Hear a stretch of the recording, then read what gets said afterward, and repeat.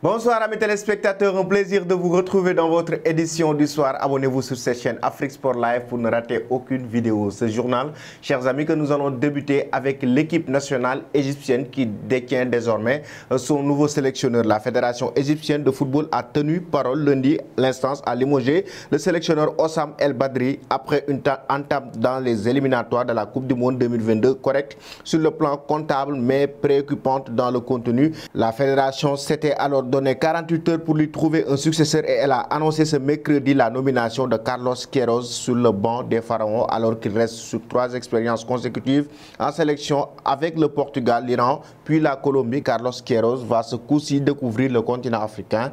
L'Égypte vient en effet d'officialiser sa nomination à la tête des Pharaons. Et nous allons maintenant en Amérique du Sud, la rencontre entre le Brésil et l'Argentine pour le compte de ces éliminatoires de la Coupe du Monde 2022 a créé beaucoup de polémiques. Le match a été interrompu. Cette trêve internationale s'est donc déroulée sous haute tension en Amérique du Sud. En Angleterre, plusieurs clubs ont purement et simplement refusé de libérer leurs joueurs sélectionnés par crainte de leur perdre plusieurs jours à leur retour en raison des quarantaines imposées par la situation sanitaire dans les différents pays visités. Une décision qui avait fait grand bruit et a provoqué la colère de la FIFA et de plusieurs fédérations. Celles-ci ont décidé de riposter. La BBC et au Globe Sport expliquent ainsi que la Confédération brésilienne de football, en vertu des règlements en vigueur, a demandé à la FIFA de suspendre pour 5 jours à compter de la fin de la fenêtre internationale les joueurs qu'elle avait sélectionnés et qui n'ont pas été libérés par leur club, autrement dit Fred Manchester United, Thiago Silva de Chelsea,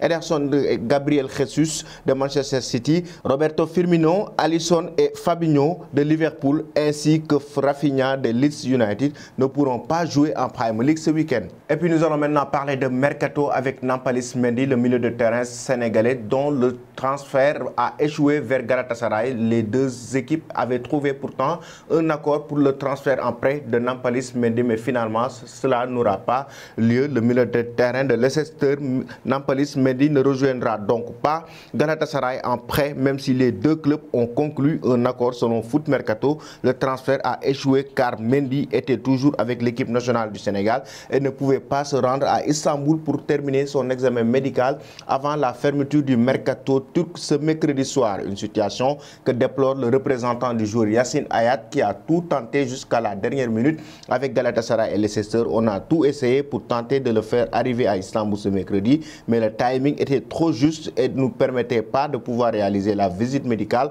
en temps et en heure. C'est le destin. L'ancien niçois et monégasque qui a disputé 23 matchs de Premier League l'an dernier va donc devoir tout faire pour retrouver sa place, lui qui n'a pas disputé la moindre minute de jeu cette saison avec les Fox. Et nous enchaînons avec Kylian Mbappé. Le Paris Saint-Germain a tout fait pour prolonger le joueur français cet été, même si le Real Madrid s'est positionné pour décrocher ce transfert. Fin août, l'équipe révélait que le club de la capitale avait offert un salaire annuel de 25 millions d'euros net et un contrat jusqu'en 2026 à l'ex-monégasque, une offre refusée par le joueur qui va finalement rester une saison supplémentaire au PSG malgré l'insistance du Real Madrid dans les dernières heures du mercato estival. Dans son édition du jour, Marca présente la stratégie du Paris Saint-Germain pour tenter de faire remplir Kylian Mbappé d'ici la fin de l'année civile. L'attaquant international français pourrait s'engager libre chez les Merengues à partir de janvier prochain. Pour éviter ce scénario, l'actuel leader de la Ligue 1 pourrait lui proposer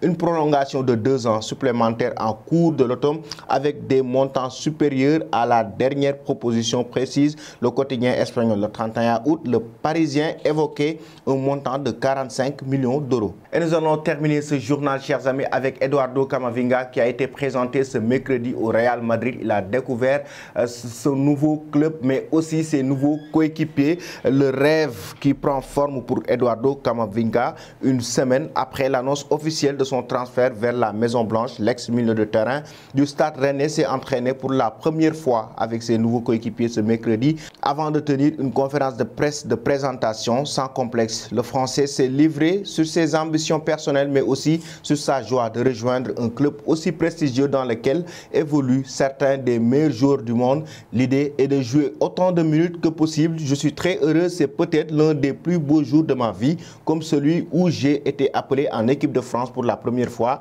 J'aurai peut-être besoin d'un temps d'adaptation ou peut-être pas, on verra. Je me sens prêt, a-t-il confié Eduardo Camavinga. C'était tout pour aujourd'hui, chers amis. Avant de vous quitter, la question concernant Kylian Mbappé, selon vous, le joueur français doit-il prolonger au Paris Saint-Germain ou quitter le club de la capitale française pour rejoindre le Real Madrid librement? Merci et bonne fin de soirée.